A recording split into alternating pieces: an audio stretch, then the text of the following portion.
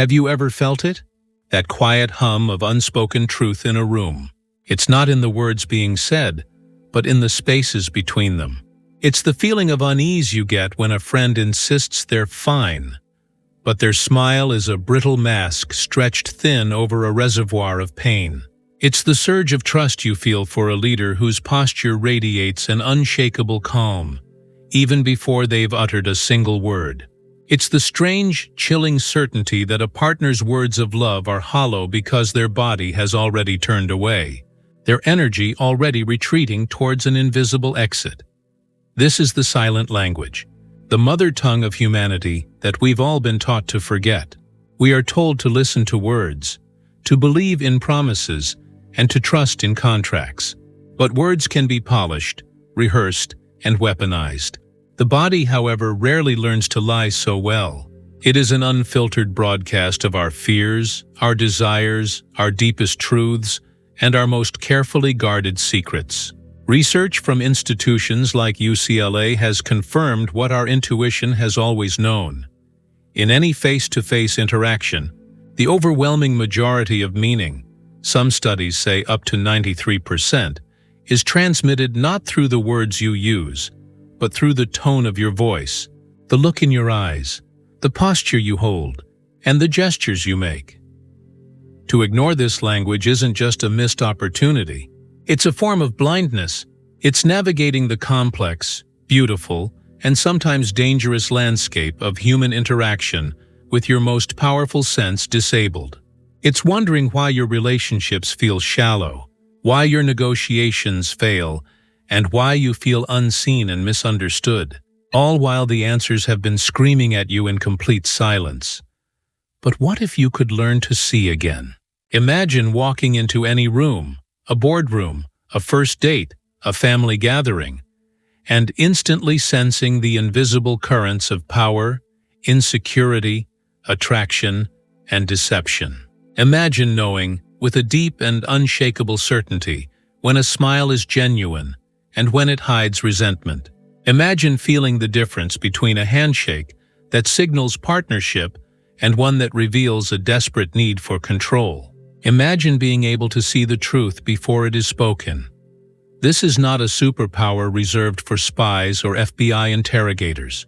It is a fundamental human skill, an awareness that is your birthright. And mastering it gives you a power that is not about manipulating others, but about connecting with them on a level of profound authenticity. It's the power to protect yourself from deceit, to build trust that is real and lasting, and to move through the world with a quiet confidence that comes not from arrogance, but from a deep, unshakable clarity. The core philosophy we will explore together is this: words propose, but the body disposes. True emotional intelligence isn't just about hearing what is said. It's about learning to hear the silences, to read the movements, and to understand the universal language that has no alphabet, but speaks with perfect clarity. To master body language is to master empathy. It's learning not only to decode the signals of others, but, more importantly, to align your own presence with your truest intentions. Because when your words and your body tell the same story, people don't just hear you, they feel you, they trust you, and when they don't align, a seed of doubt is planted, an invisible fracture in the connection that no amount of persuasive language can repair. So I invite you on this journey. This isn't about learning a few parlor tricks or shallow gestures to fake confidence. This is a deep dive into the science of nonverbal communication and the art of human connection. By the end of our time together, you will not see the world the same way. You will notice what everyone else misses. You will walk with a new kind of confidence, one rooted in awareness, not ego. You will understand that every crossed arm, every tilted head, and every fleeting flicker of an eye is a sentence in a story waiting to be read. And you won't just learn to read others. You will begin the far more important work of rewriting yourself. You will learn to shape a presence that radiates authenticity, strength, and empathy from the inside out. This isn't about learning to play a role. This is about finally daring to be fully, completely, and unapologetically seen. The body never lies. When you master its language, you master connection. And in a world that is starving for genuine connection, that is the most valuable, the most powerful intelligence of all. Before we dive into the first secret of reading the human body, I want you to pause and think of the last time you felt someone wasn't being completely honest with you. What was it that tipped you off? It probably wasn't what they said. Comment below with one word that describes that feeling. Was it unease, doubt, or instinct? Let me know, because that feeling is the starting point of your journey to awareness. Part 1. The Invisible Broadcast. Decoding your silent signals of power. We begin not with the small, fleeting twitches of the face or the nervous tapping of a finger, but with the foundation of all nonverbal communication, your physical presence in space. Long before you are close enough for someone to see your eyes or shake your hand, your body has already sent a powerful broadcast. It has announced your confidence, your status, and your intentions without you ever being aware of it. This broadcast is primarily transmitted through two powerful channels, posture and proxemics, the way you hold your body and the way you use the space around you. Mastering this invisible broadcast is the first step to changing not only how the world sees you, but also how you see yourself. The architecture of confidence. Your posture as a statement. Think of your posture as the architectural frame of your identity. It is the silent, structural support for every word you speak and every action you take. A magnificent skyscraper can be designed with the most beautiful materials, but if its frame is weak and slumped, it projects instability and impending collapse. The same is true for you. You can dress in the finest clothes and speak with a brilliant vocabulary, but if your posture broadcasts defeat, the world will instinctively doubt the strength of your foundation. A slouched back, with shoulders rolled forward and a sunken chest, is the universal signal of submission, sadness, or fatigue. It is a posture of self-protection, an unconscious attempt to make oneself smaller, to shield the vital organs, particularly the heart, from a perceived threat. Whether that threat is a physical predator on the savannah or a critical boss in a board meeting, the body's ancient response is the same: shrink. When you carry this posture, you are telling the world, and more importantly, telling your own brain, I am not a threat. I am not confident. I am not worthy of taking up space. Conversely, an upright open posture, shoulders back, spine elongated, chest lifted, is a universal declaration of authority, confidence, and openness. This posture expands the body, making it appear larger and more formidable. It exposes the vulnerable front of the torso, signaling a lack of fear. It says, I am here. I am open. I am strong. I am ready. This is the posture of leaders, of winners, of those who believe in their right to occupy the space they are in. The science behind this is more than just anecdotal. Harvard social psychologist Amy Cuddy's groundbreaking research on power poses revealed a stunning connection between our body and our mind's chemistry. She found that by simply holding an expansive, high-power pose for just 2 minutes, participants experienced a measurable physiological change. Their levels of testosterone, the hormone associated with dominance and confidence, increased by about 20%. At the same time, their levels of cortisol, the primary stress hormone, decreased by about 25%. In contrast, those who held low-power, contractive poses experienced a 10% decrease in testosterone and a 15% increase in cortisol. Let that sink in. Your posture isn't just a reflection of how you feel. It is a generator of how you feel. It is a feedback loop. Feeling defeated makes you slouch, but slouching also reinforces the feeling of defeat.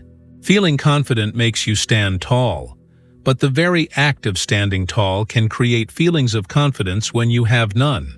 This is perhaps the most transformative secret of body language. You can change your inner state by first changing your outer state. You don't need to wait to feel confident to stand like a leader. You can stand like a leader to start feeling confident. Let's apply this to a real-world scenario. Imagine two candidates, Liam and Chloe, interviewing for the same high-stakes job.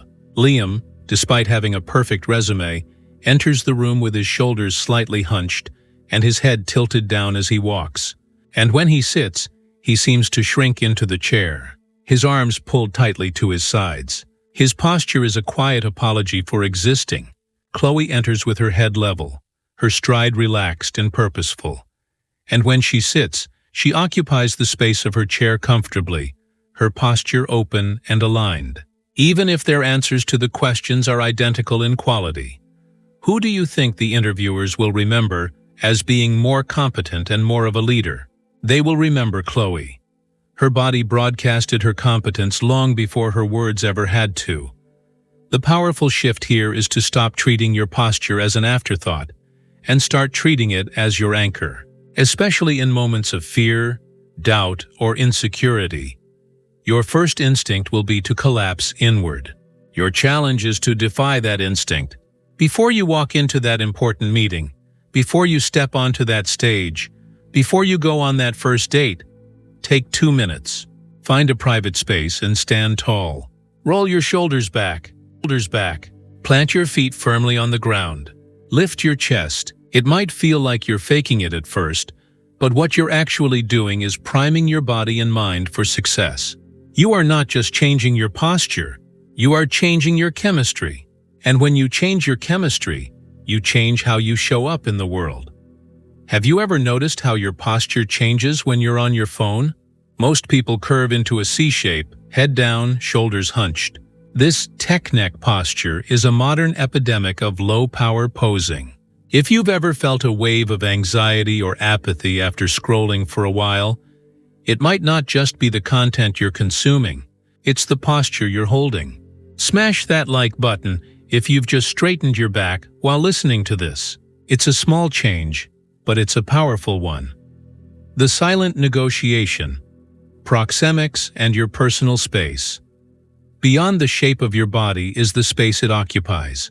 Proxemics, a term coined by anthropologist Edward T. Hall, is the study of how human beings use space and how it affects communication, behavior, and relationships.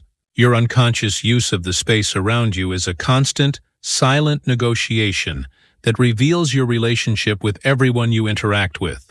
It signals intimacy, social standing, and aggression more clearly than any words. Hall identified 4 primary zones of personal space that most people in Western cultures adhere to. The intimate zone, 0 to 18 inches. This space is reserved for our closest relationships, lovers, family, and very close friends. It's the zone of whispering, touching, and embracing. A voluntary entry into this zone signals deep trust and connection.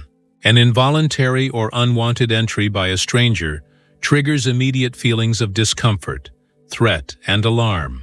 Your fight or flight system kicks in because a breach of this zone is an ancient signal of potential danger. The personal zone, 1.5 to 4 feet. This is the distance at which we interact with friends and close acquaintances. It's the space of casual conversation at a party or a chat with a colleague at the water cooler. It allows for connection without the intense intimacy of the first zone. You can still read facial expressions and maintain a personal connection, but there is a comfortable buffer. The social zone, 4 to 12 feet. This is the zone of impersonal and formal interactions. Think of the distance between you and a clerk at a store, a new colleague in a meeting, or a group of people you've just met. Communication in this zone is more structured and less personal. A handshake might occur, but it's a formal bridge across the space, not an intimate gesture. The public zone, 12 feet and beyond. This is the space for public speaking and addressing a large audience. At this distance, individual connection is lost, and communication becomes a one-to-many broadcast. Body language must be larger and more deliberate to be understood, as the subtleties of facial expression are lost. Understanding these zones is like having a map to the hidden landscape of social dynamics. You can read the state of a relationship simply by observing the distance people naturally maintain. Two people consistently standing in the personal zone likely have a warm, friendly relationship. A couple that maintains a social zone distance even when sitting together might be experiencing emotional distance, regardless of what they say. But this isn't just for reading others. It's for managing your own interactions. The way you navigate these zones sends powerful signals. When you want to build rapport with someone, you can subtly decrease the distance, moving from the social zone into the personal zone. If they are receptive, they will hold their ground or even lean in slightly. If they are uncomfortable, they will unconsciously take a step back, re-establishing their preferred distance. This is a delicate dance. Forcing your way into someone's personal or intimate space is a classic power move, an act of intimidation that signals a disregard for their boundaries. Dominant individuals often do this unconsciously or consciously to unsettle others. Consider a negotiation. The stereotypical aggressive negotiator might lean far across the table, invading the other person's space to create psychological pressure. A more collaborative negotiator will respect the social zone, creating an atmosphere of safety and mutual respect. How you use the space on your side of the table, spreading out your papers to claim territory versus keeping them in a neat, small pile, also sends signals about your confidence and sense of control. Your orientation in space matters just as much.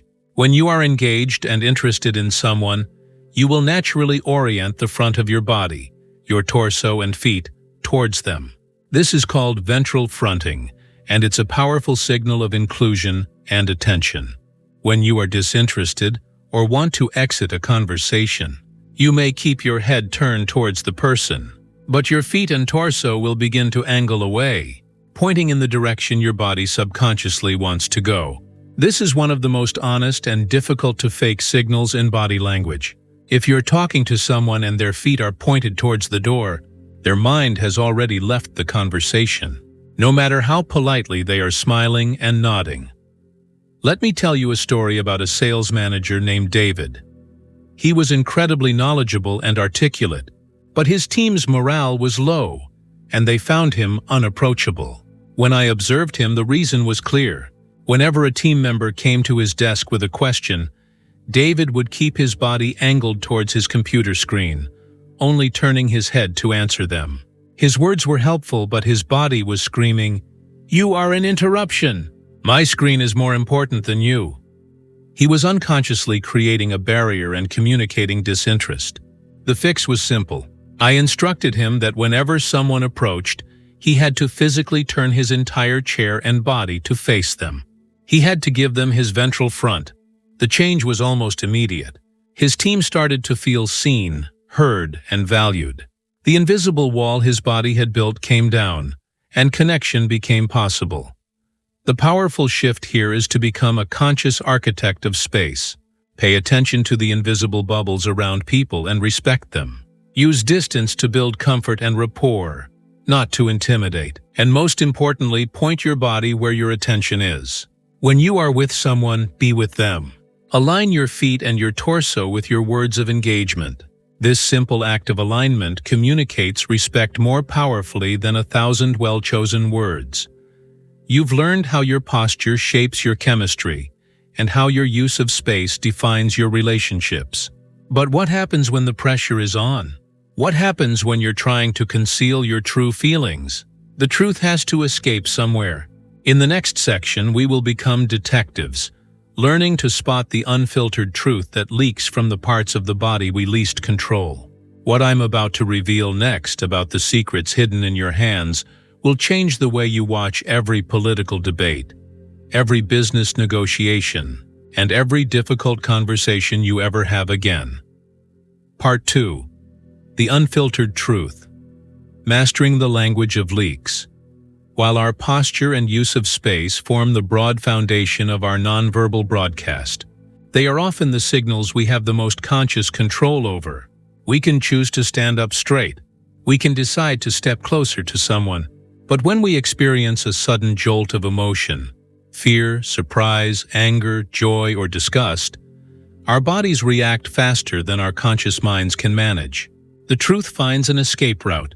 These involuntary reactions are what renowned psychologist Paul Ekman calls leaks, and they are the purest, most unfiltered signals of a person's true emotional state. These leaks most often appear in the parts of the body that are hardest to control: the face, the hands, and the feet. Learning to spot them is like learning to see in the dark. You begin to perceive the hidden shapes of a person's inner world. The face as a battlefield. Reading the war between emotion and intent. The human face is the most expressive canvas in the known universe. With over 40 distinct muscles, it can contort into thousands of unique configurations, each painting a subtle shade of our inner experience. From the moment we are born, we are hardwired to scan faces for information. A baby locks onto its mother's eyes, not just for recognition but for survival. Her expression signals safety, danger, comfort, or distress. This primal skill stays with us, yet as we grow older and learn to rely on words, we often forget how to read this rich and complex visual language. We learn to manage our expressions, to put on a game face for work, or a polite smile for social gatherings.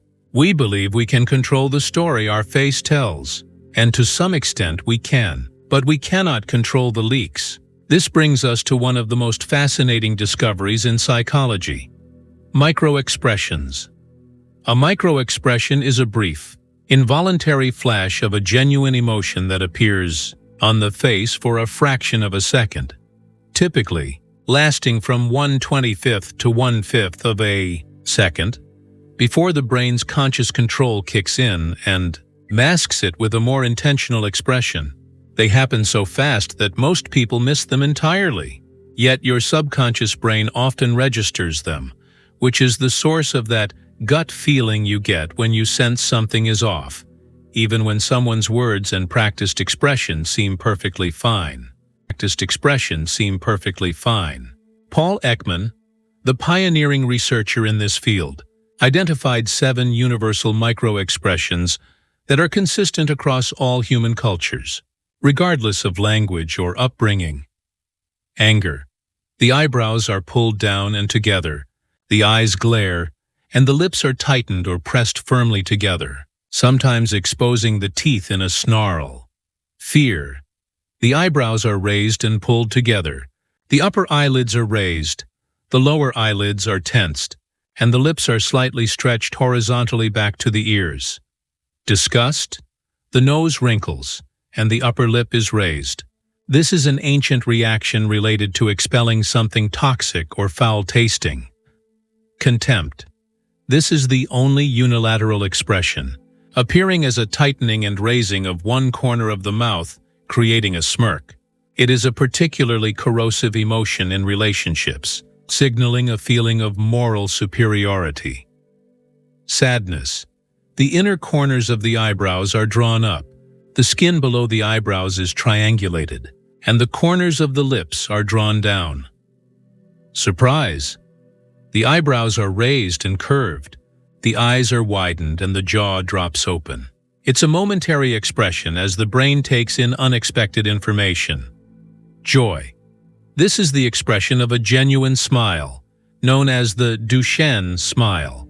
It involves not just the corners of the mouth pulling up, the zygomatic major muscle, but also the muscles around the eyes contracting, the orbicularis oculi, creating crow's feet. A fake smile only involves the mouth. It never reaches the eyes. Learning to spot these micro-expressions is like gaining a form of emotional X-ray vision. Imagine you're in a negotiation, and you present your final offer. The other person looks at it, smiles politely, and says, "This looks very interesting. We'll consider it." But for a split second, just before the smile formed, you saw the corner of their mouth tighten into a smirk of contempt. Their words said maybe, but their face screamed, "You are beneath me." Armed with that knowledge, you know their polite consideration is a facade, and you need a new strategy. Or consider a conversation with a teenager who has just come home late. You ask them where they were, and they reply, "I was just at Sarah's house, studying." But as they say it, you see a flash of raised eyebrows and widened eyes, the micro-expression of fear. Their practiced words are calm, but their face has just leaked the truth of their anxiety. This doesn't automatically mean they are lying. They might be afraid of your reaction even if they are telling the truth. But it tells you that a strong emotion is present that contradicts their calm exterior. The leak is not a verdict. It is a clue that prompts deeper, more compassionate inquiry. The powerful shift is to stop taking faces at face value. Start watching for the moments of transition. The instant before a practiced smile appears. The flicker in the eyes after a confident statement is made. Don't become an accusatory detective trying to catch people in lies. Instead, become a compassionate observer of human truth. When you see a leak of sadness behind a friend's cheerful facade, it's an invitation not to expose them, but to offer a safe space for their real feelings. When you see contempt in a business partner's face, it's a signal to protect yourself and reevaluate the trust in that relationship. Micro-expressions are not weapons. They are windows, and through them, we are offered a rare, unfiltered glimpse into the soul. The hands as unedited messengers. While the face is a battlefield of control and release, the hands are often the forgotten storytellers. Our brains dedicate a massive amount of processing power to our hands, and they are intimately linked to our speech and emotional centers. That's why we talk with our hands, why we fidget when we're nervous, and why we clench our fists when we're angry. While our mouths are busy editing our sentences, our hands are often speaking the unedited, uncensored truth. Observe the hands, and you'll see a constant stream of valuable information. Let's break down some of the most common signals. Openness versus defensiveness. One of the most ancient and powerful hand signals is showing the palms. An open palm has universally signaled peace, honesty, and a lack of weapons for millennia. When someone speaks with their palms frequently showing, they are non-verbally communicating openness and sincerity. Conversely, when someone hides their hands in their pockets, behind their back, or tucked into crossed arms, it can signal that they are holding something back, either literally or figuratively. It creates a sense of unease because we are wired to want to see the hands to assess for threats. Confidence versus insecurity. Confident individuals tend to use purposeful, illustrative gestures that are congruent with their words. A particularly powerful gesture of confidence and authority is steepling, placing the fingertips of both hands together to form a shape like a church steeple. You will often see CEOs, politicians, and other leaders use this gesture when they are certain of their position. On the other hand, a lack of confidence often leaks out through nervous, agitated hand movements. These are called pacifying gestures or adapters. They are unconscious actions we do to self-soothe in moments of stress. Examples are endless: rubbing the back of the neck, touching the face, playing with jewelry, twisting a ring, tapping fingers, or fidgeting with a pen. When you see a cluster of these gestures, it's a reliable indicator that the person is experiencing internal anxiety, regardless of how calm their words may be.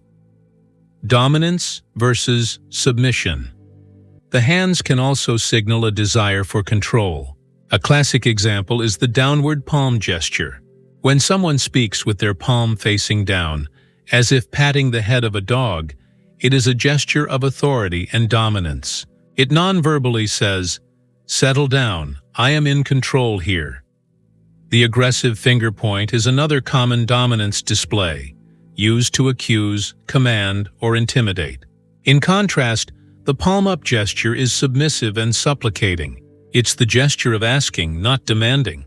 A handshake can also be a battle for dominance. The person who manages to get their hand on top, palm facing down, is making a subtle bid for control in the interaction. Let me share a story about a young lawyer, Maria, who was brilliant on paper but struggled in the courtroom. She told me, "I know my case inside and out, but I feel like the jury doesn't trust me." When I watched a recording of her in court, the problem was glaringly obvious. Every time the opposing counsel raised an objection or challenged her, Maria's hands would fly to her neck, and she would unconsciously stroke her collarbone. It was a classic pacifying gesture, a non-verbal scream of "I'm stressed." Her words were confident and sharp, but her hands were telling the jury a different story. The story of a person who was rattled and insecure.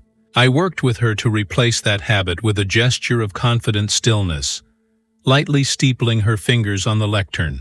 This small change transformed her presence. By controlling the leak, she projected an aura of unshakable confidence, and the jury began to respond to her authority. The powerful shift is to start watching the hands as a separate channel of communication. In your next meeting, lower the volume on the words for a moment and just watch the ballet of hands around the table. Who is open? Who is nervous? Who is asserting dominance? And then turn that observation inward. What are your hands saying about you? Are they amplifying your message of confidence and openness, or are they leaking your insecurities and undermining your words? Your hands will either be your greatest ally in communication or your most honest betrayer. The choice of which role they play is yours, and it begins with awareness. The feet as the compass of intent.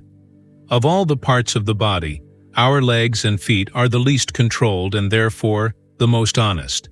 In a high-stakes situation, we focus immense energy on controlling our facial expression and our hand gestures, but we almost completely forget about what's happening from the waist down.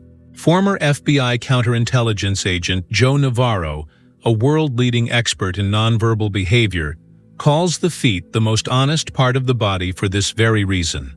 They are the compass of our true intentions. The cardinal rule of the feet is simple. The feet point where the mind wants to go. If you are in a group conversation and you want to know who the leader is or who feels most invested, look at their feet. People will unconsciously orient their feet towards the person they find most interesting or authoritative. If you're talking to someone one-on-one and their feet are pointed directly at you, you have their full, undivided attention.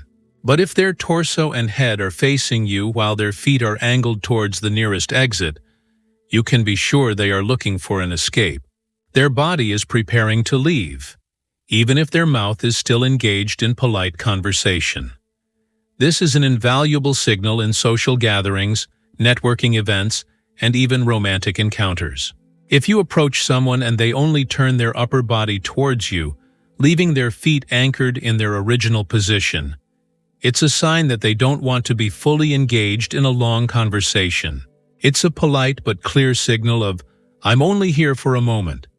If, however, they turn their feet and whole body to face you, that is an invitation to connect. The feet also leak our emotional state through movement. Happy feet. When people feel genuinely happy or excited about something, they often exhibit happy feet, a slight bouncing, wiggling or lifting of the feet off the ground. It's an unconscious gravitational defiance, as if their joy is literally making them lighter. Nervous feet. Anxiety, stress, and impatience often manifest in restless leg and foot movements. Leg bouncing, foot tapping, or wrapping one ankle around the other are all common signs of discomfort. It's the body's way of burning off nervous energy. In an interrogation room, this is a key signal that an investigator looks for when a difficult topic is broached. Freezing feet. In contrast, when someone is confronted with a shocking or threatening question, they may exhibit the opposite response. Their feet will suddenly stop moving altogether. This is part of the brain's ancient freeze-fight-flight response. The sudden cessation of movement is the body preparing for a potential threat. A liar who has been caught off guard will often exhibit this freezing behavior before they formulate their verbal response. The stance we take is also revealing. A wide planted stance signals confidence and dominance. It's someone claiming their territory. A narrow stance with feet close together or legs crossed while standing signals submissiveness or insecurity. Think about this in your own life. The next time you're in a conversation that feels off, glance down. Are the person's feet inviting you in or pushing you away? In your next presentation, plant your feet firmly. Don't shift your weight nervously from side to side. Ground yourself. This not only projects confidence to your audience, but it also sends a signal of stability and calm back to your own nervous system. You now understand how to read the unfiltered leaks from the face, hands, and feet. You know how to spot the fleeting truth in a micro-expression, the hidden anxiety in a fidgeting hand, and the true intention in the direction of the feet. But reading signals is only half the battle. True mastery comes from using this knowledge to build bridges, not walls. In the next section, we will explore the nonverbal art of creating trust, influence, and profound human connection. But before we go there, I want to ask you, which of these leaks, in the face, hands, or feet, have you noticed in yourself most recently? Comment below. Acknowledging your own tells is the first step to mastering them.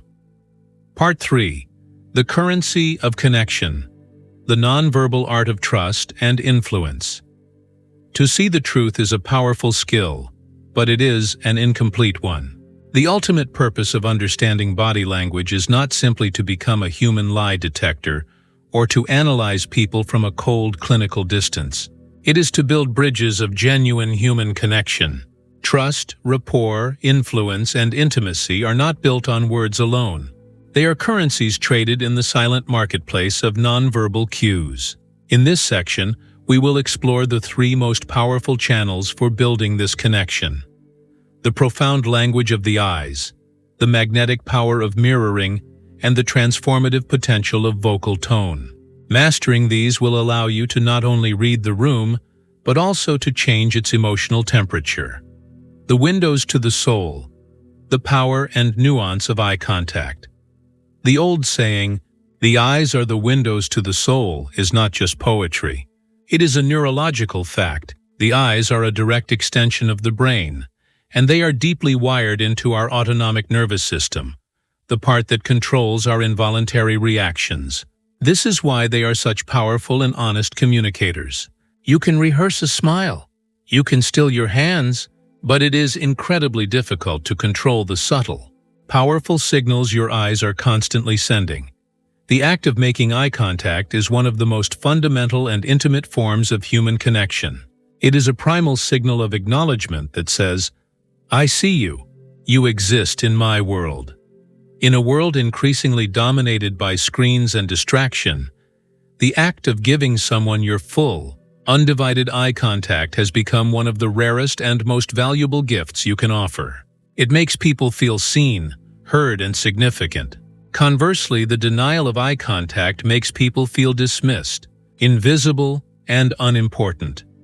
But the language of the eyes is far more nuanced than simply "more is better."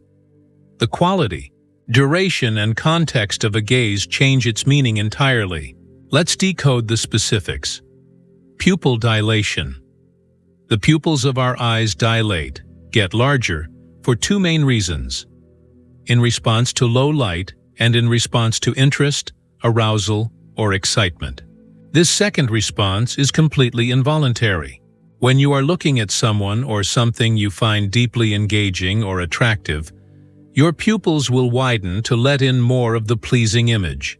This is why dimly lit restaurants are considered romantic. The low light naturally causes everyone's pupils to dilate, which unconsciously signals attraction and interest to our partners. If you are talking to someone about a project and you see their pupils dilate, you know you have genuinely captured their interest. The gaze of trust versus the stare of aggression. The duration of eye contact is critical. The sweet spot for building trust in a typical conversation is to hold eye contact for about 3 to 5 seconds at a time, then briefly glance away before re-engaging. This creates a comfortable rhythmic dance of connection and release. Holding eye contact for longer than 7 to 10 seconds without a break moves from connection into confrontation. It becomes a stare. A prolonged, unbroken stare is a primate signal of dominance and aggression. It's an attempt to intimidate, which is why it makes people intensely uncomfortable. Liars who know that shifty eyes are seen as a sign of deception will sometimes overcompensate by staring without blinking, which is a major red flag in itself. Gaze direction. Where a person looks when they break eye contact also tells a story. Looking down is often a sign of submission or processing sadness or guilt. Looking to the side can be a neutral signal of the brain accessing memory or formulating a thought. Looking up can signal the brain is accessing creative or imaginative thought. There is a popular but largely debunked myth from the world of NLP, neuro-linguistic programming, that looking to the left or right can definitively tell you if someone is lying. The science does not support this as a reliable standalone signal. It's more valuable to establish a baseline of a person's normal eye movement and then look for deviations from that pattern when they are under pressure. Blink rate. A person's normal blink rate is about 15-20 times per minute. When someone is under stress, anxious, or attempting to deceive, their blink rate can increase dramatically. It's a sign of the brain working overtime. Conversely, a very slow blink rate can signal calm, control, or in some cases, a lack of interest or fatigue. A slow, deliberate blink directed at another person can be a sign of trust and affection, often seen between lovers or between a parent and child. Let me share a story about a corporate trainer named Sarah, who was an expert in her field but struggled to connect with her audiences. She would stand at the front of the room and sweep her gaze constantly across the crowd, never landing on any one person for more than a second. Her intention was to include everyone, but the effect was the opposite.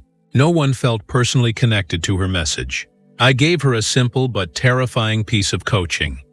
She had to pick one person in the audience and speak directly to them, holding gentle eye contact for a full sentence. Then she could move to another person and do the same. The first time she tried it, she was visibly nervous, but the energy in the room transformed. People leaned in.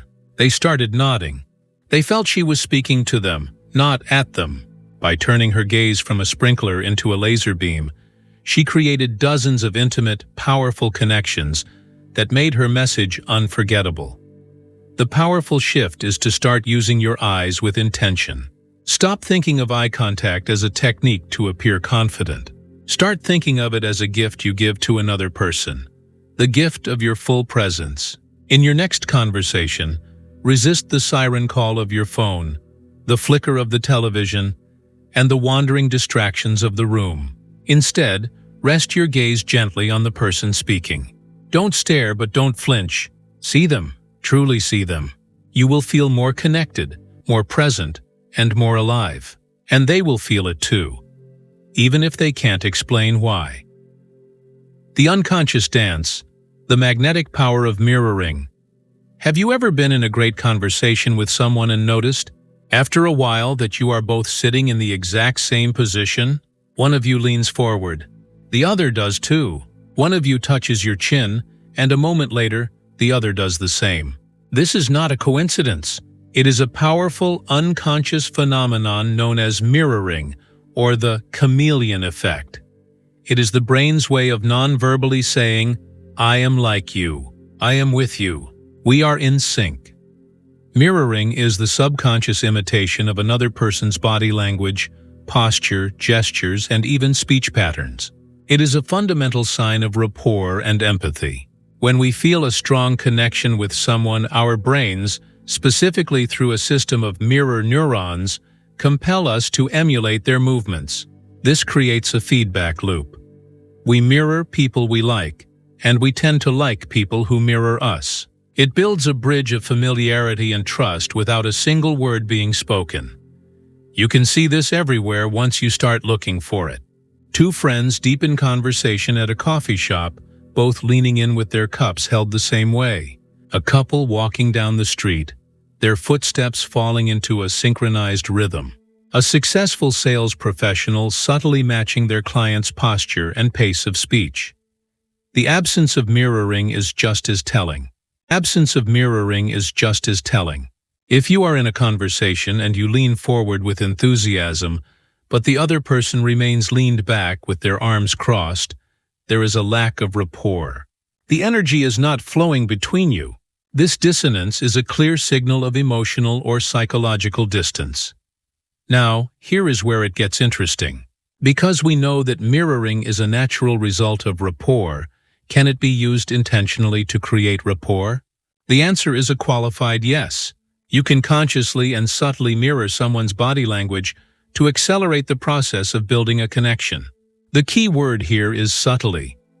If you are too obvious, mimicking every single move they make, it will come across as strange and manipulative.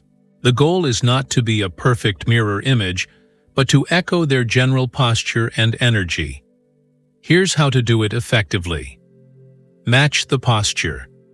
If they are leaning back in their chair, you can lean back too. If they are leaning forward on their elbows, you can adopt a similar posture. Echo a gesture. If they touch their face while thinking, a few moments later, you might touch your chin. If they gesture with a particular hand, you might use a similar gesture later in the conversation. Pace the speech. If they speak slowly and deliberately, you should slow your pace down to match. If they speak quickly and with high energy, you can increase your energy level. This is not about inauthentic mimicry. It's about tuning your own instrument to be in harmony with theirs. When done correctly, it sends a powerful subconscious message. I understand you. I am on your wavelength. It can be incredibly effective in de-escalating a conflict, building trust in a negotiation, or creating a connection on a first date. However, a word of caution is necessary. Intentional mirroring should only be used to build a foundation for genuine connection, not to manipulate someone into doing something against their interests. If your intent is not authentic, your own micro-expressions and other nonverbal leaks will eventually betray you. The most powerful rapport is always the kind that is born from genuine curiosity and empathy, where mirroring happens naturally because you are truly in sync. The powerful shift is to become aware of the silent dance of mirroring. In your interactions, notice when it's happening and when it's not. And when you want to build a stronger connection with someone, try subtly tuning your body language to theirs. Don't copy them. Harmonize with them. Watch how it lowers their defenses and opens the door for a more authentic and trusting conversation. The music of the soul. Vocal tone as body language. It may seem strange to discuss the voice in a guide to body language, but the way we use our voice, its tone, pitch, pace, and volume, is a physical act that is one of the most powerful nonverbal signals we possess. The words are the lyrics, but the vocal tone is the music. And as we all know, the music is what carries the emotion. The phrase, "I love you," can be a declaration of profound passion, or a sarcastic, cutting remark.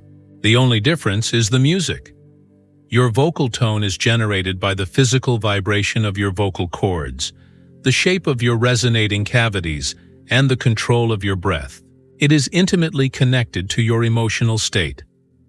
Pitch. When we are excited, happy, or nervous, our vocal cords tend to tighten, leading to a higher pitch. When we are feeling sad, authoritative, or serious, our pitch tends to lower. A voice that cracks or jumps in pitch is a classic sign of nervousness. Pace. Speaking quickly can signal excitement, passion, or anxiety. Speaking slowly can convey seriousness, thoughtfulness, or if too slow, a lack of energy or condescension. A person who is lying will sometimes slow their speech down unnaturally as their brain works overtime to construct the falsehood. Volume. Loudness can communicate authority and confidence, but it can also be perceived as aggression or a desperate attempt to dominate the conversation. Speaking too softly can be interpreted as timidity or insecurity. The most effective communicators vary their volume, using loudness for emphasis and quietness to draw the listener in. Rhythm and timbre. A smooth, resonant vocal tone is often associated with trustworthiness and confidence. A shaky, breathy, or monotone voice, one that lacks variation in pitch, can make a speaker sound uncertain, bored, or untrustworthy. Think of the last time you heard a truly charismatic speaker. It likely wasn't just their words that moved you, but the masterful way they used their voice as an instrument. They used pauses for dramatic effect, lowered their voice to a near whisper to share a secret, and raised it with passion to inspire action. They didn't just deliver information, they created an emotional experience. This is something you can cultivate in yourself. The first step is simply to listen to your own voice. Record yourself in a conversation or giving a presentation. Do you sound confident or hesitant? Do you sound engaged or monotone? Do you rush your words when you get nervous? Most people are shocked when they hear what they truly sound like. The powerful shift is to start treating your voice as a conscious tool of connection. Before an important conversation, take a few deep breaths to calm your nervous system and relax your vocal cords. Speak from your diaphragm, not from your throat, to create a richer, more resonant sound. Intentionally slow down your pace to convey thoughtfulness and authority. When you want to make a key point, don't just say it louder. Say it more slowly, and follow it with a pause. This gives your words weight and allows them to land with greater impact. By mastering the nonverbal channels of the eyes, mirroring, and your vocal tone, you move beyond being a simple observer and become an active participant in the art of connection.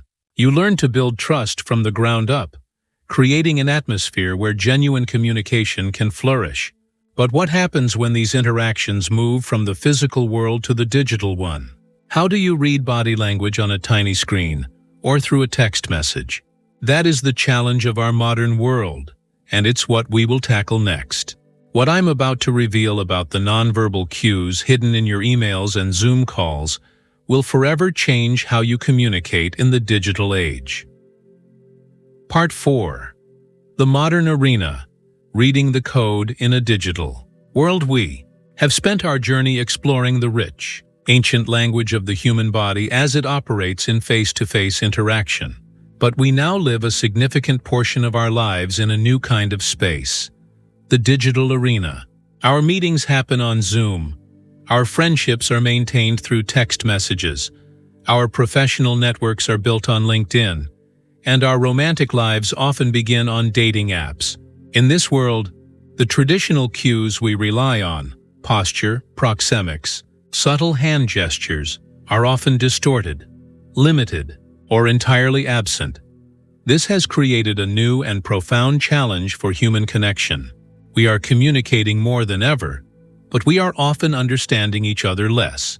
The digital world is rife with misinterpretation, perceived slights, and a pervasive sense of disconnection, all because we have been stripped of the nonverbal data that gives communication its richness and context. However, body language has not disappeared. It has simply evolved. It has gone undercover, embedding itself in new forms. To be a masterful communicator in the 21st century, you must learn to read this new digital body language. The Zoom Room Stage. Decoding. Body language in a box video calls have become the new boardroom, the new coffee shop, and the new classroom. While they offer a richer medium than a phone call, they present a unique set of challenges and opportunities for reading nonverbal cues.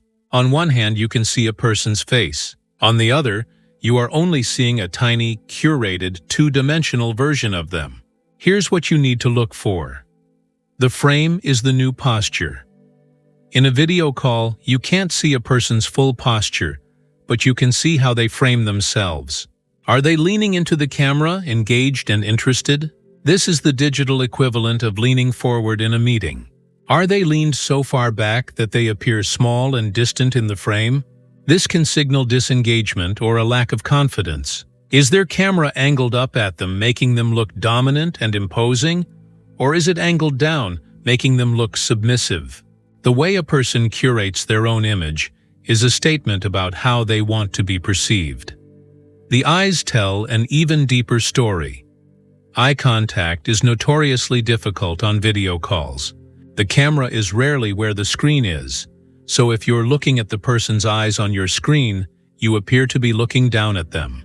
If you look directly at your camera, you appear to be making direct eye contact, but you can't see their reaction. This is the video call paradox. However, you can still gather immense amounts of data. Notice where their eyes are darting. Are they consistently looking off-screen, likely at another monitor or their phone? This is a clear signal of distraction. Watch their blink rate. An increase in blinking can still signal stress, especially when a tough question is asked. And a Duchenne smile, the one that reaches the eyes, is just as readable on a screen as it is in person. Head tilts and nods. With the rest of the body often hidden, the head becomes a primary communicator. A head tilt is a powerful signal of engagement and curiosity. It exposes the neck, a vulnerable area, and signals, "I trust you, and I am interested in what you have to say." Nodding is also critical. A slow, deliberate nod signals agreement and understanding. Rapid, constant nodding, however, can be a sign of impatience, a nonverbal way of saying, "Yes, yes, I get it. Hurry up. Yes, I get it. Hurry up." The hands re-emerge. While hand gestures can be lost if a person is sitting too close to the camera, watch for what happens when they do appear. Do they use illustrative gestures that amplify their points? This shows engagement. Or do you see their hands fly to their face or neck in pacifying gestures? This is a reliable leak of stress, just as it is in the physical world. Also, pay attention to what's in their hands. Are they constantly picking up their phone? Are they typing while you're speaking? This is the digital equivalent of turning your body away. Let's consider a virtual team meeting. A manager is asking for feedback on a new proposal. One employee, James, says, "I think it's a great idea. I'm fully on board." But as he says this, he is leaning back in his chair. His eyes are darting to the side, and he gives a quick, impatient series of nods.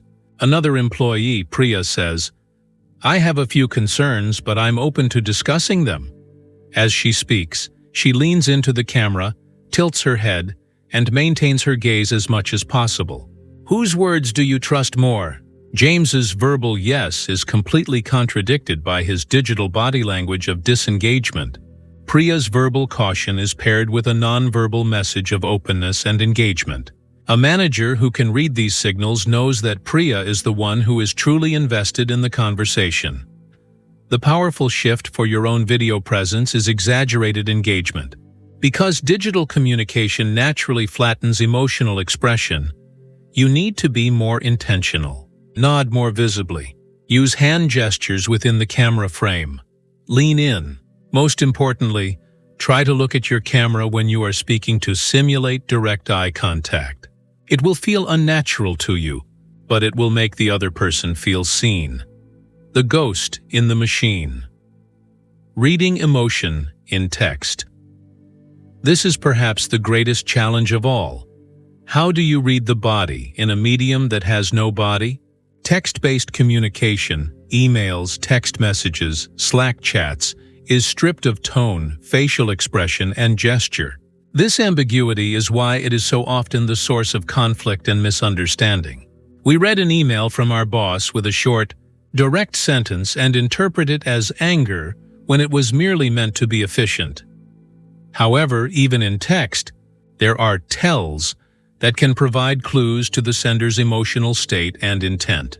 This is the art of reading digital paralinguistics. Punctuation as tone. Punctuation has become the new vocal tone. An exclamation point can signal genuine excitement or sarcasm, depending on the context. A period at the end of a short text message, e.g., "okay," can feel formal, cold, or even angry in a medium that is typically more casual. The overuse of ellipses can signal hesitation, uncertainty, or a sense of unstated meaning.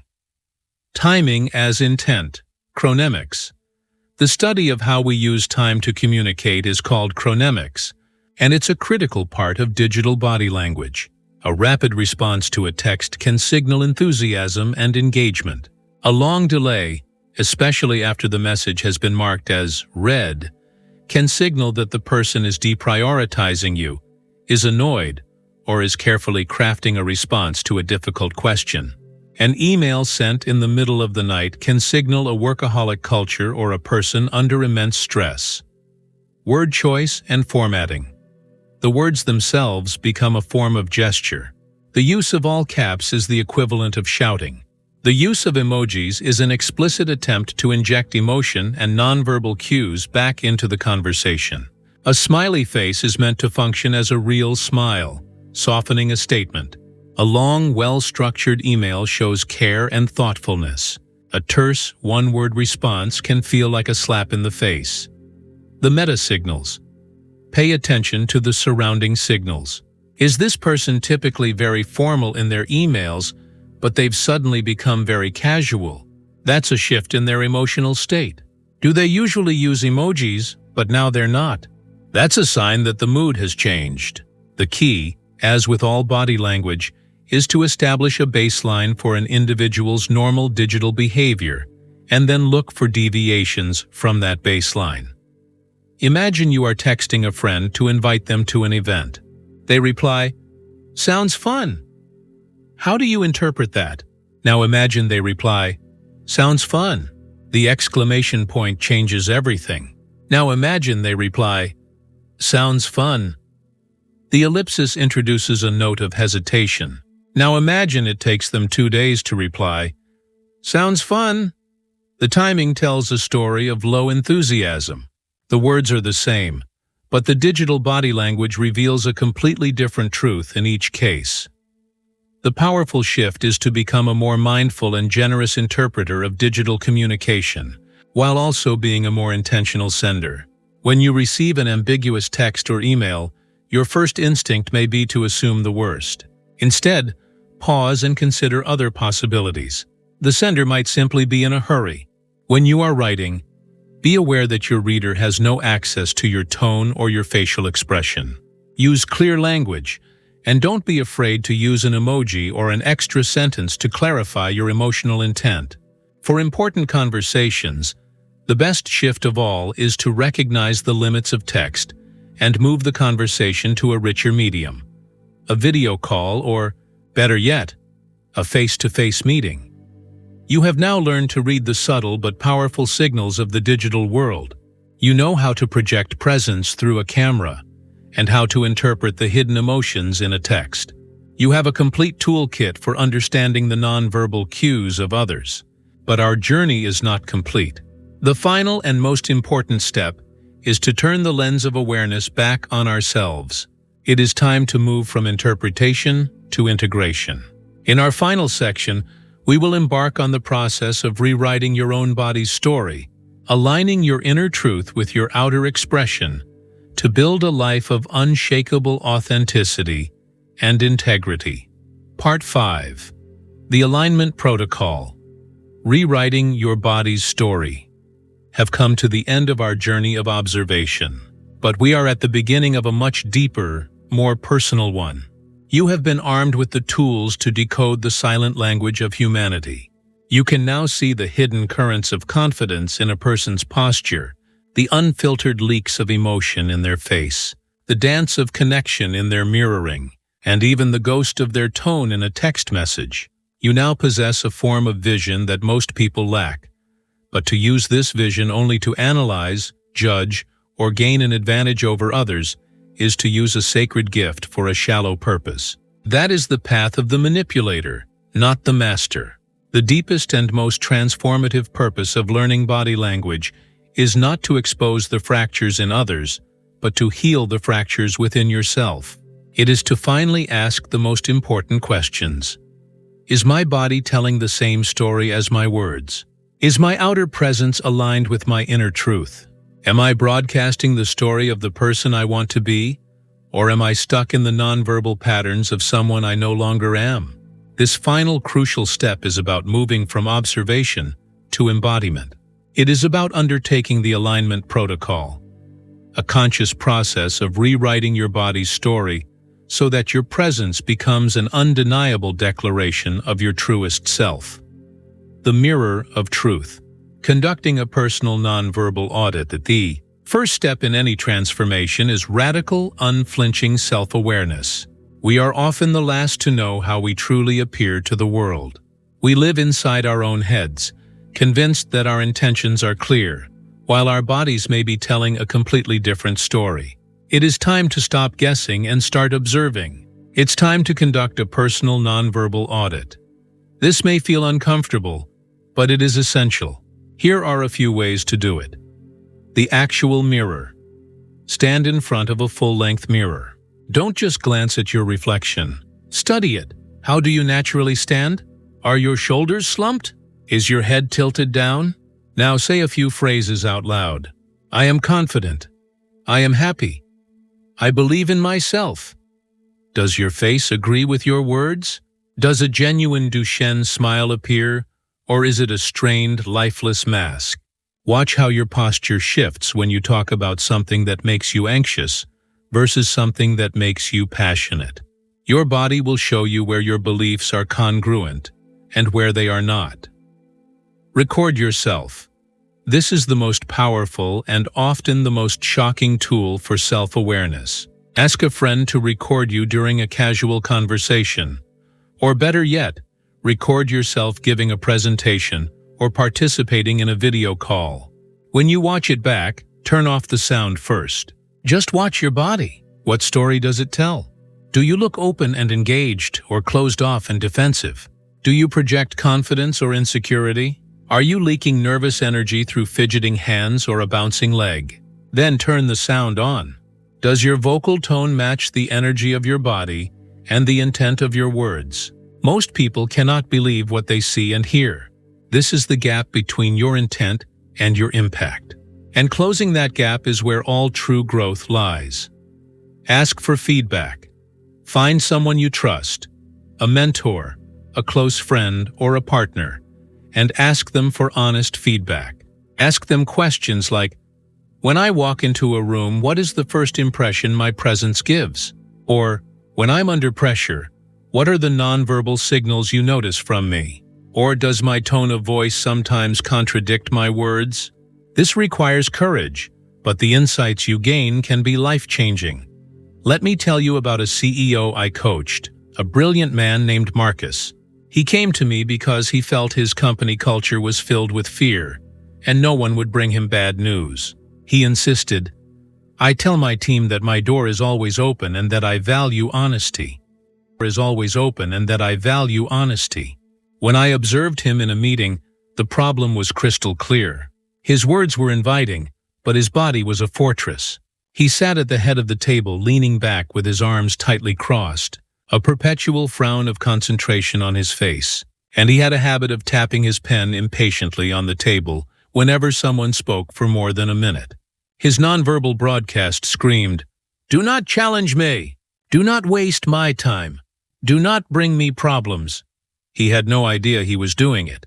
It was only when he saw a video of himself that he understood.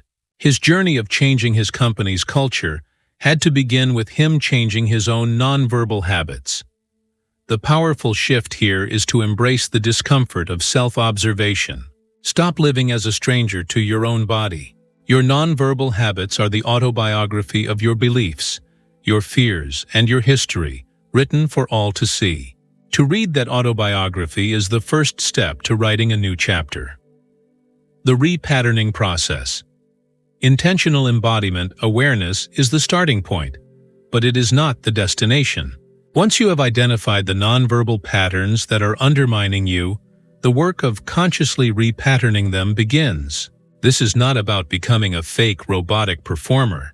It is about making intentional choices to align your body with the person you aspire to be, and practicing those choices until they become your new, authentic default. Choose one or two key areas to focus on at first. Overhauling everything at once is overwhelming. Based on your audit, where is the biggest disconnect? Is it your posture? Your protocol is to practice the power pose for 2 minutes every morning. It's to set reminders on your phone to check in and straighten your spine throughout the day. It's to make the conscious choice, when you feel fear, to stand tall instead of shrinking. Is it your eye contact? Your protocol is to make it a goal in your next conversation to hold gentle eye contact just a second longer than feels comfortable. It's to practice speaking to yourself in the mirror, looking directly into your own eyes. It's to make the conscious choice to give the gift of your full attention to the next person who speaks to you. Is it your nervous fidgeting? Your protocol is to first identify your primary pacifying gesture. Is it touching your neck? Twisting your ring? Then you must practice replacing it. When you feel the urge to fidget, consciously clasp your hands together in front of you, or rest them calmly on your legs. This takes immense willpower at first, but with every repetition, you are forging a new neural pathway. Is it your vocal tone? Your protocol is to practice speaking more slowly and deliberately. Record yourself reading a passage from a book, focusing on breathing from your diaphragm and ending your sentences with a downward inflection to convey authority, rather than an upward inflection that sounds like a question. This process of repatterning is exactly like learning a new instrument or a new sport. It will feel awkward and unnatural at first because you are using muscles, both physical and neurological, in a new way. But with consistent conscious practice, the new behavior will move from being a deliberate action to an unconscious habit. The posture of confidence will no longer be something you have to put on. It will simply be the way you stand. The steady, open gaze will no longer be a technique. It will be a reflection of your inner presence. The ultimate goal: integrity as a state of being. This brings us to the ultimate purpose of this entire journey. The mastery of body language is not about achieving a set of perfect gestures. It is about achieving a state of integrity. The word integrity comes from the Latin root integer, which means whole or complete. To live with integrity is to be whole, to be undivided. It is a state where there is no gap between your values, your thoughts, your words, and your actions, including the silent actions of your body. When you are in this state of alignment, your presence becomes magnetic. People may not know why, but they will trust you. They will feel safe with you. They will be inspired by you. This is because your entire being is singing the same song. There is no dissonance, no static, and no contradiction. You are not performing authenticity. You are authentic. This is a lifelong practice, not a destination you arrive at overnight. There will be moments when fear makes you shrink, when stress makes you fidget, and when anger makes your tone sharp. The goal is not perfection. The goal is a quicker return to center. It is to notice when you have fallen out of alignment and to gently, consciously guide yourself back. So as we conclude, I want to leave you not with a summary of techniques, but with a final, powerful shift in perspective. Stop seeing body language as a set of external signals to be read. Start seeing it as the living, breathing manifestation of your inner world. The way you carry your body is the way you carry your life. Your challenge is no longer just to observe others. Your challenge is to live a life so aligned with your own truth that your body has no choice but to broadcast a message of confidence, openness, and integrity to the world. Stand tall, not just because it looks confident, but because you are choosing to believe in your own worth. Make eye contact, not just because it builds rapport, but because you have the courage to truly see another human being and to allow yourself to be seen.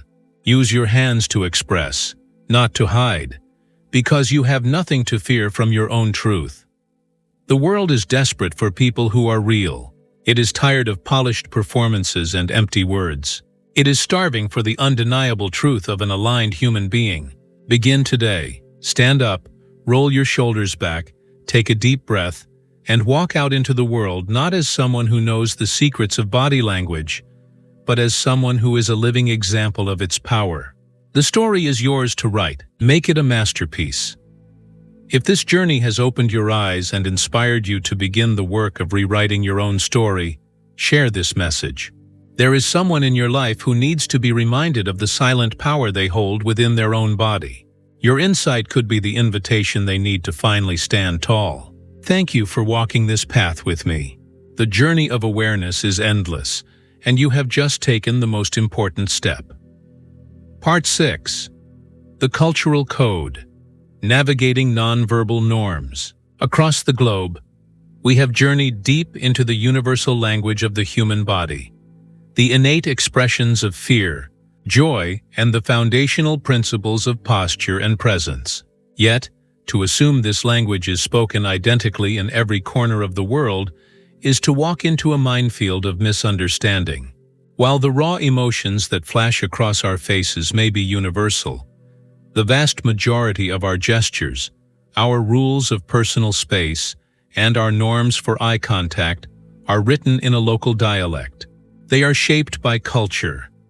Culture is the invisible software that runs in the background of our minds, dictating our social behaviors in ways we rarely question. What is a gesture of friendly greeting in one country can be a mortal insult in another. What is considered respectful listening in one culture might be seen as a sign of dishonesty in the next. In our increasingly interconnected global world, being blind to this cultural code is no longer an option. It is the difference between building a bridge of international partnership and accidentally detonating a bomb of cultural offense. This chapter is your guide to navigating these complex and fascinating variations, ensuring your nonverbal fluency translates wherever you go. The geography of gesture, when a wave isn't just a wave gestures, are perhaps the most dangerous territory for the culturally unaware traveler or business professional. We assume our common gestures are universal, but they are anything but. The symbol you use to say everything is great could be deeply offensive to someone from another part of the world. Let's explore some of the most common and most perilous examples. The thumbs up. In North America and much of Europe, this gesture is a ubiquitous sign of approval, agreement, or A-OK. However, in parts of the Middle East, like Iran and Iraq, West Africa, and South America, the thumbs-up gesture is the equivalent of the middle finger, a crude and offensive insult. Imagine the well-meaning American tourist who, after a delicious meal in Tehran, gives the chef a hearty thumbs up. The intent is praise. The impact is a declaration of war. The OK sign. Forming a circle with the thumb and forefinger is another common sign for OK or perfect in the United States. But be careful.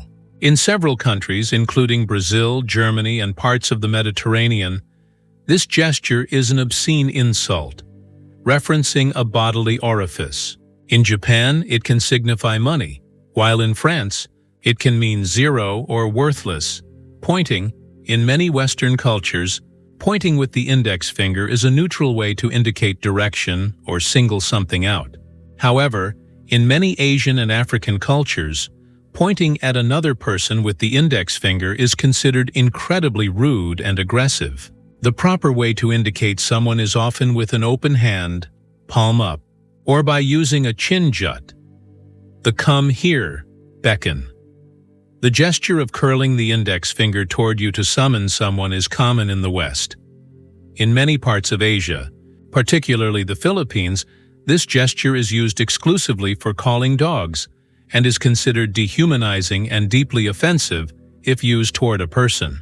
In fact, it can even lead to arrest in some places. The culturally appropriate way to beckon is with a sweeping motion of the full hand, palm down. This is not just a list of don'ts. It is a profound lesson in perspective. It teaches us that no gesture has inherent meaning. Its meaning is assigned by the culture that uses it. The powerful shift is to abandon the assumption of universality. When you are operating outside your own cultural context, your hands should become quiet observers before they become active speakers. Watch how locals greet each other, how they indicate direction, and how they signal agreement. When in doubt, a gentle nod and a warm, genuine smile are the closest things we have to a truly universal currency of goodwill. The bubble of belonging, cultural proxemics. Just as gestures vary, so does the invisible bubble of personal space we discussed earlier. Edward T. Hall, who first defined our spatial zones, also categorized cultures as being either high contact or low contact. This distinction is one of the most important you can learn for effective cross-cultural communication. High contact cultures, found in Latin America, the Middle East, and Southern Europe, like Italy and Spain. These cultures are characterized by much smaller personal space bubbles. People stand closer together when they talk. They touch each other more frequently during conversation, on the arm, shoulder, or back, and they engage in more direct and prolonged eye contact. To someone from a low-contact culture, this can feel overly intimate, aggressive, or invasive. Low-contact cultures, found in Northern Europe, like Germany and Scandinavia, North America and East Asia, like Japan and China, these cultures value a larger personal space. People maintain a greater distance during conversations. Physical touch between colleagues or acquaintances is rare, and prolonged eye contact can be seen as rude, confrontational, or disrespectful. To someone from a high-contact culture, this can feel cold, distant, and unfriendly. Imagine a business negotiation between a Brazilian executive and a Japanese executive. The Brazilian from a high-contact culture naturally steps closer to build rapport. The Japanese executive from a low-contact culture feels his space is being invaded and instinctively takes a step back. The Brazilian perceives this retreat as a sign of coldness and mistrust, so he steps forward again to try and close the gap.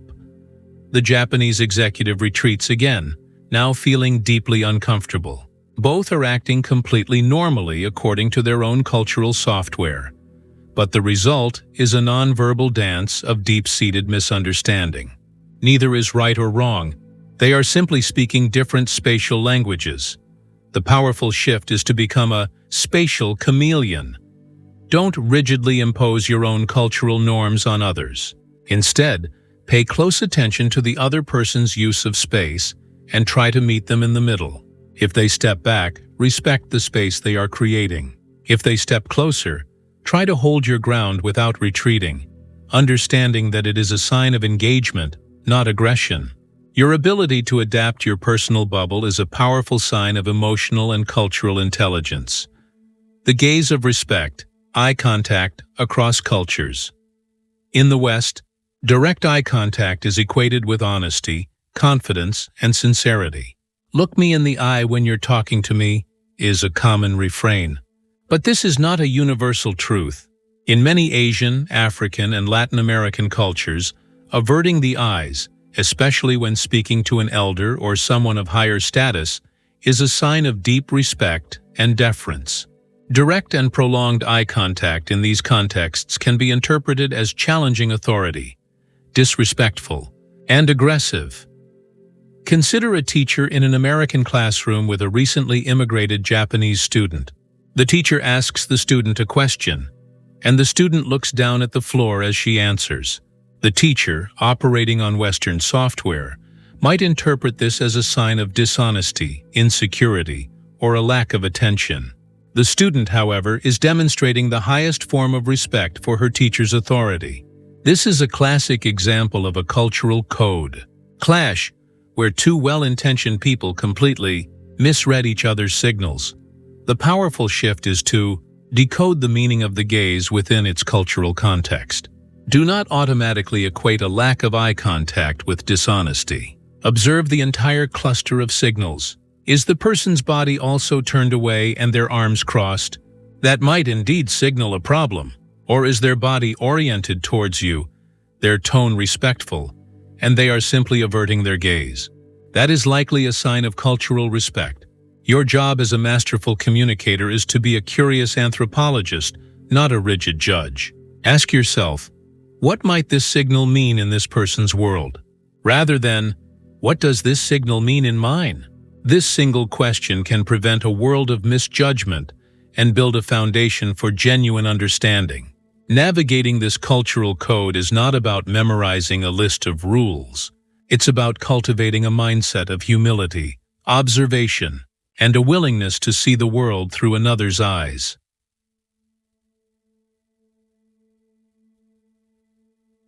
Part 7. The Archetypes of Presence, Understanding Dominant, Submissive, and Charismatic Styles. As you become more fluent in the individual signals of body language, you will begin to notice that they don't appear randomly. They cluster together into coherent, recognizable patterns. Just as individual musical notes combine to form a chord, individual nonverbal cues combine to create a distinct social chord, or an archetype of presence. These archetypes are holistic styles of being in the world, broadcasting a consistent message about who we are and how we expect to be treated. While every individual is unique, most nonverbal behavior can be understood as falling along a spectrum defined by three primary archetypes: the dominant, the submissive, and the charismatic.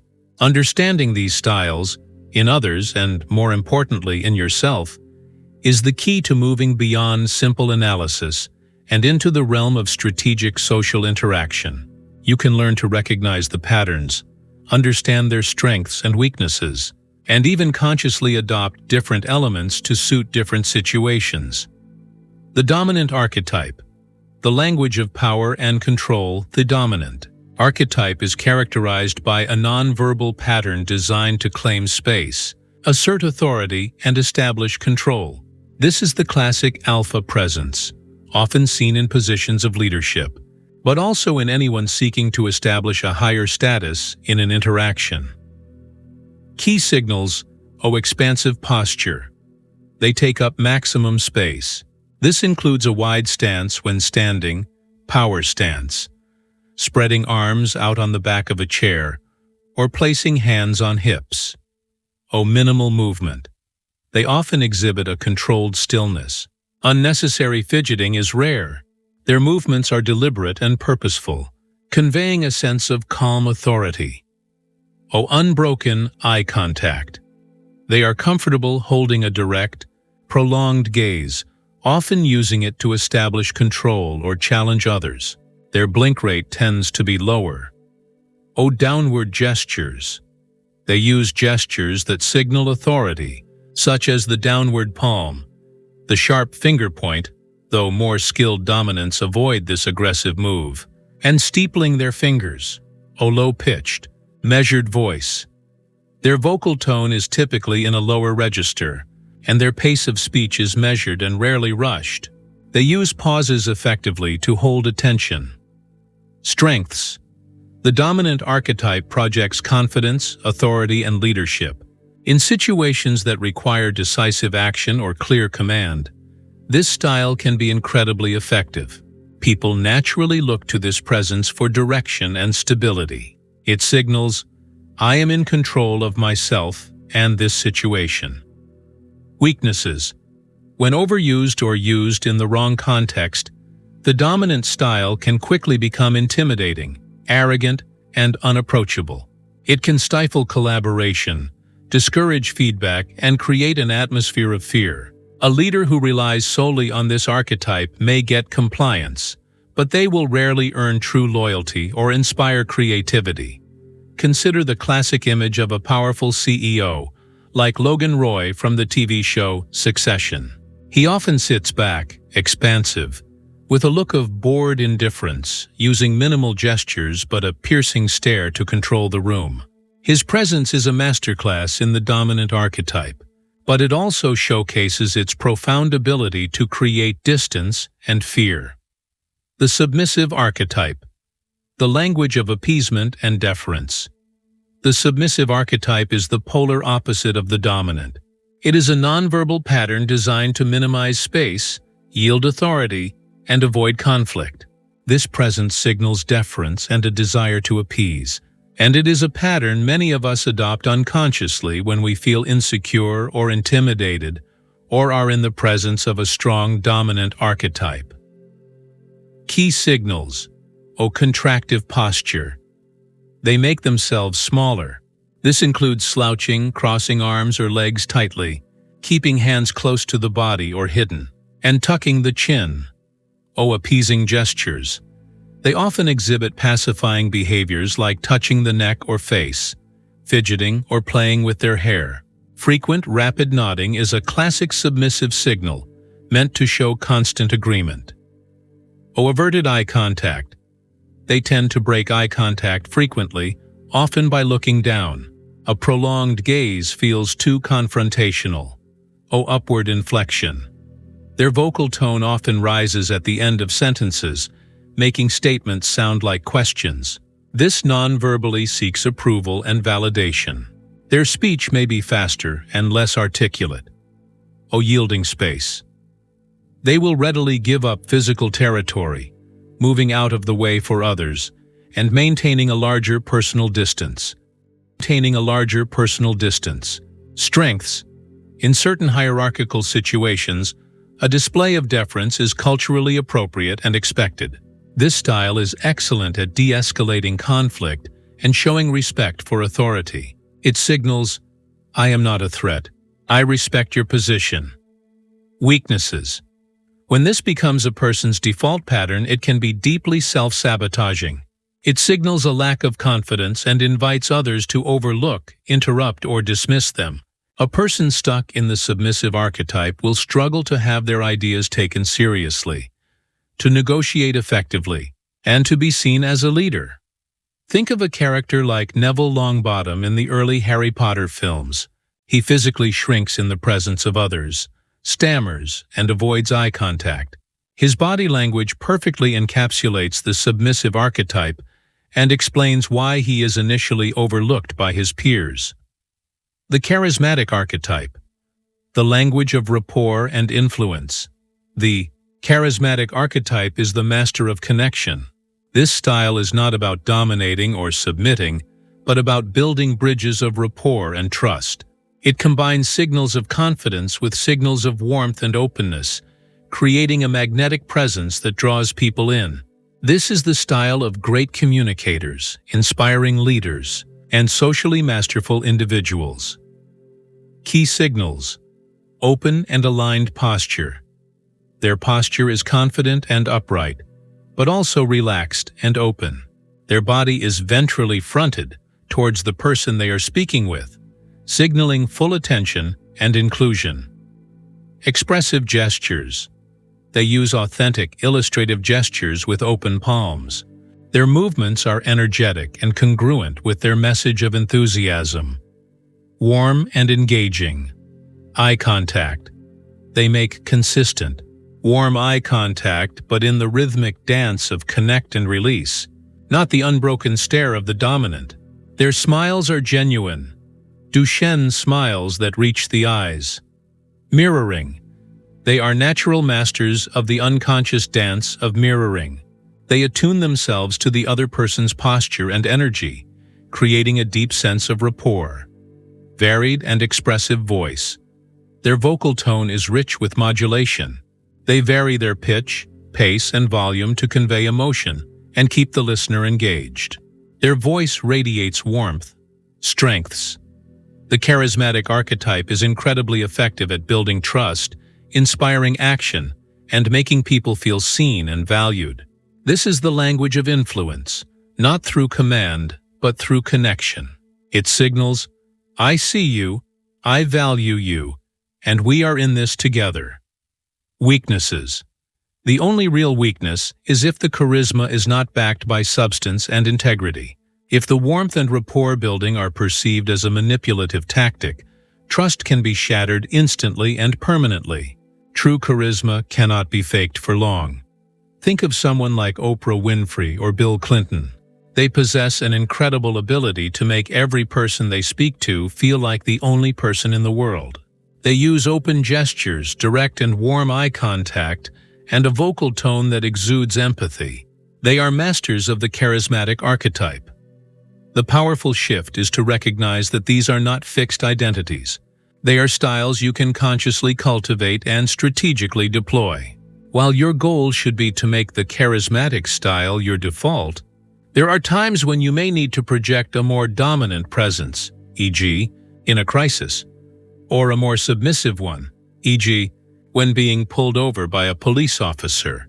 By understanding the specific nonverbal signals that constitute each archetype, you can become a more versatile and effective communicator. Ask yourself, which archetype is my current default, and which archetype do I need to embody to succeed in my next important interaction?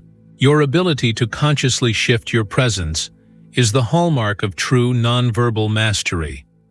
Part 8. Deception. Detection. Beyond the myths of lie spotting. There is no single human behavior more fascinating, more complex, and more misunderstood than deception. The desire to know when someone is lying is a deep-seated human impulse, rooted in our need for survival and social cohesion.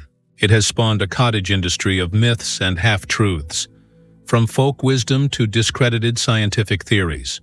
Many believe that liars can't make eye contact, that they always fidget, or that a specific direction of their gaze can betray a lie.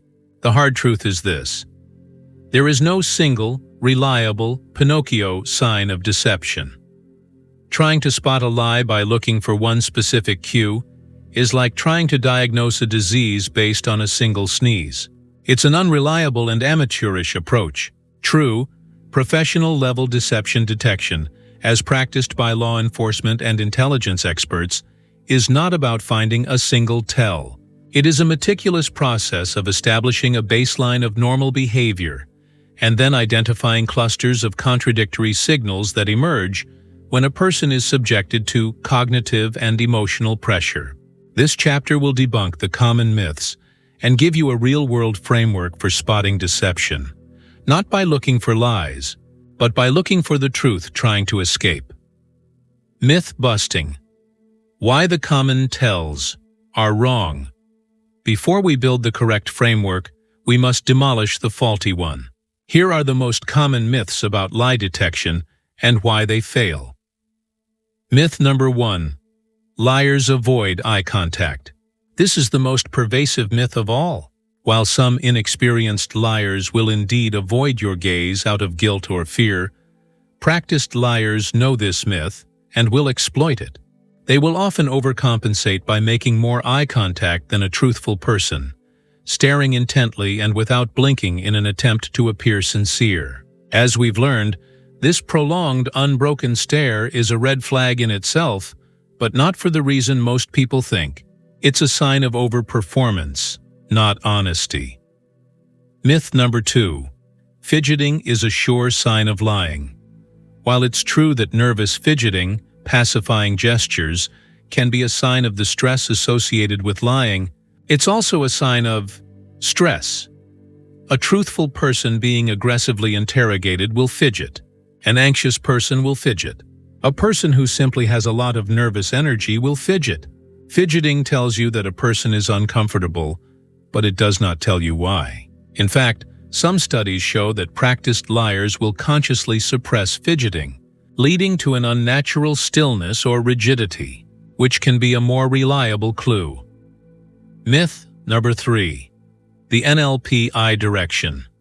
Myth, the theory from neuro-linguistic programming, NLP, that a person looking up and to their right is visually constructing a lie, while looking up and to their left is visually remembering a truth, has been repeatedly debunked by scientific studies. There is no consistent, predictable relationship between the direction of a person's gaze and the truthfulness of their statement. It is pseudoscience and should not be relied upon.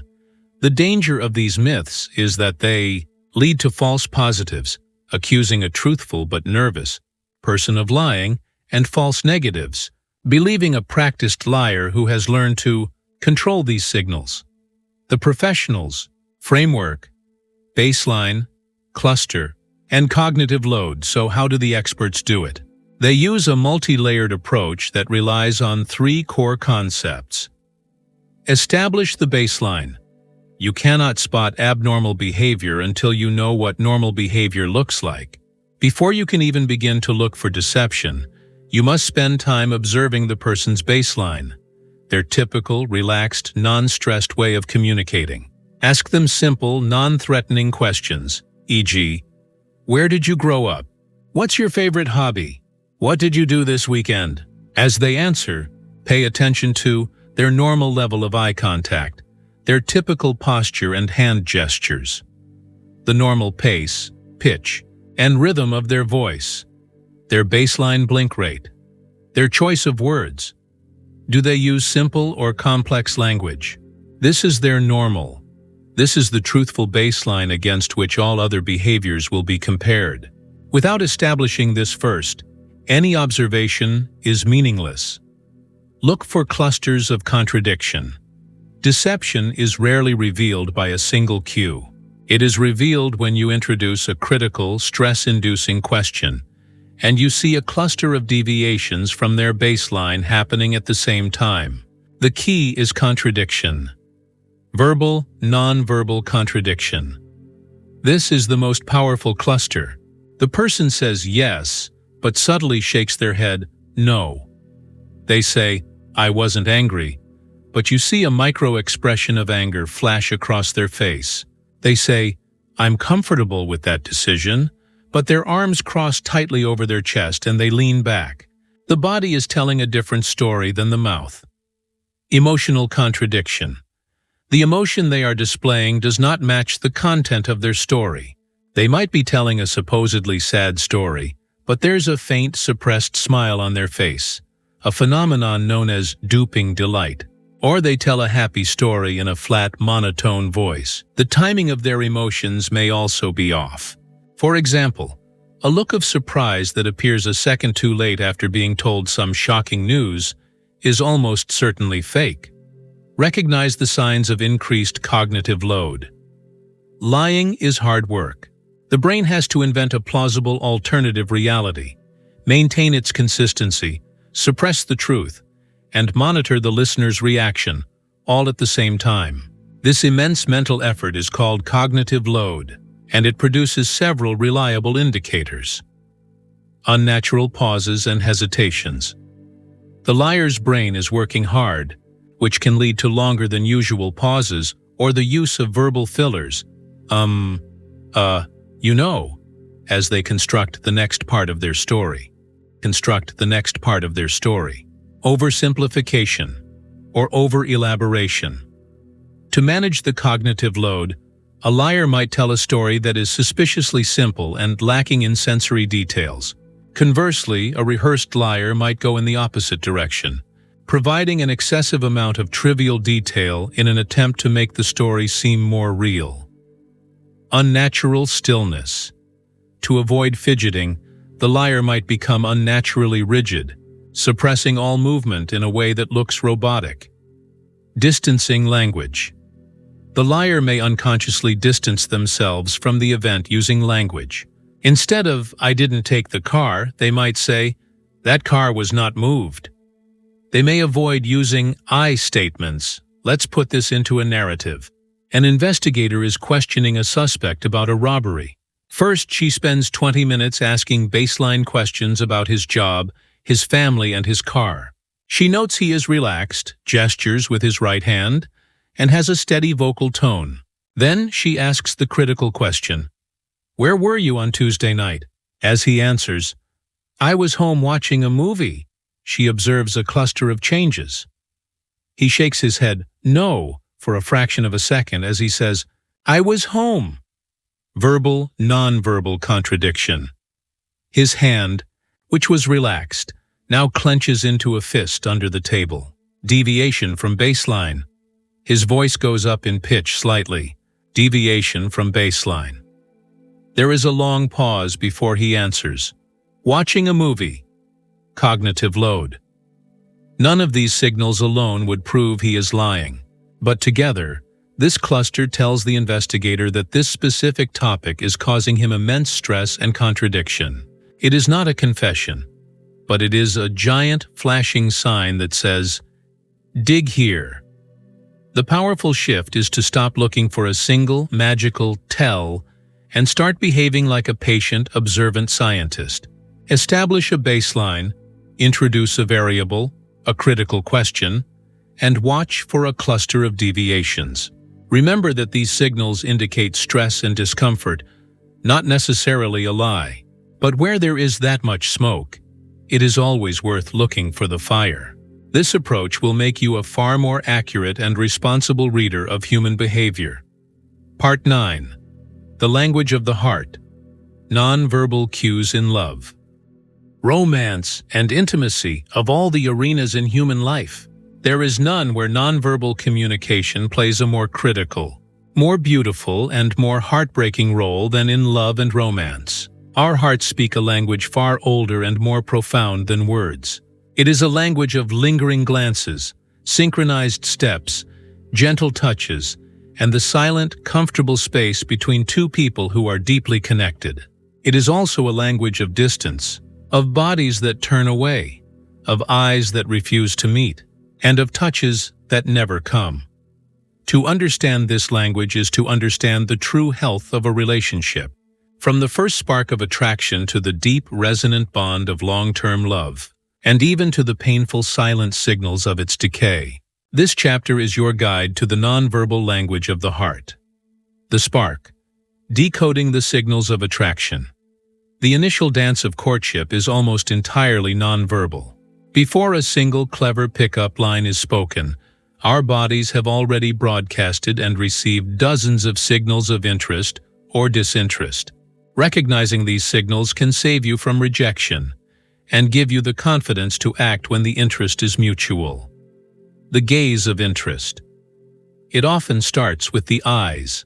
Someone interested in you will engage in what is called the coy gaze. They will make eye contact for a second, then briefly look down or away with a slight smile, and then look back again. This is a low-risk way of signaling interest. The intimate gaze is another powerful signal, where a person's eyes will scan from your eyes down to your mouth and back up again. And of course, as we've learned, pupil dilation is a completely involuntary sign of arousal and interest. Preening and posturing. When we are attracted to someone, we instinctively engage in preening behaviors. These are unconscious attempts to make ourselves look more appealing. Men might adjust their tie, smooth their hair, or stand taller, puffing out their chest in a subtle dominance display. Women might flick their hair, expose their neck, a vulnerable and therefore trusting gesture, or wet their lips. Both sexes will unconsciously straighten their clothes or check their appearance. Ventral fronting and proximity. As we've discussed, the feet are the compass of intent. If someone is interested, they will not only face you with their head, but will orient their entire body, their ventral front, towards you. They will also seek to close the distance, moving from the social zone into the personal zone. A key test is to see if they find reasons to enter your personal space. For example, by leaning in to tell you something in a noisy room. The invitation of touch. A light, accidental touch on the arm or shoulder is one of the clearest signs of romantic interest.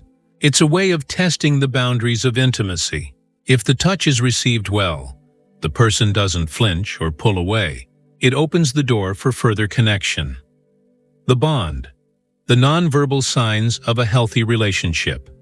Once a relationship is established, the nonverbal signals shift from the bright spark of attraction to the steady glow of a deep bond. These are the subtle, everyday behaviors that reveal the true strength and health of a partnership. Synchrony and mirroring. Healthy couples are often in beautiful nonverbal sync. They don't just mirror each other in conversation. They move in synchrony. They fall into the same walking pace. They reach for their drink at the same time. And their breathing can even fall into the same rhythm when they are sitting together. This is a powerful, unconscious sign of deep attunement. Casual and frequent touch. Haptics. The language of touch is central to a strong bond. It's not just about grand romantic gestures. It's about the small, constant stream of physical connection. A hand on the small of the back as they walk through a door, feet touching under the table, a hand resting on a knee during a conversation. This steady current of casual touch keeps the physical and emotional bond strong. Shared space and the lover's gaze. Couples in a strong bond are comfortable sharing their intimate space. They don't just tolerate proximity. They seek it. They also engage in prolonged, soft eye contact that is not confrontational, but deeply affirming. This lover's gaze releases oxytocin, the bonding hormone, further strengthening their connection. The authenticity of expression. In a healthy relationship, partners feel safe enough to be non-verbally authentic. They don't have to constantly manage their facial expressions or posture. There is a sense of ease and relaxation in each other's presence. They can be sad, goofy, or tired without fear of judgment. The fracture, red flags, and the signs of decay. Tragically, the nonverbal language of the heart can also signal when a relationship is in trouble. Often the body reveals the emotional distance long before the words do.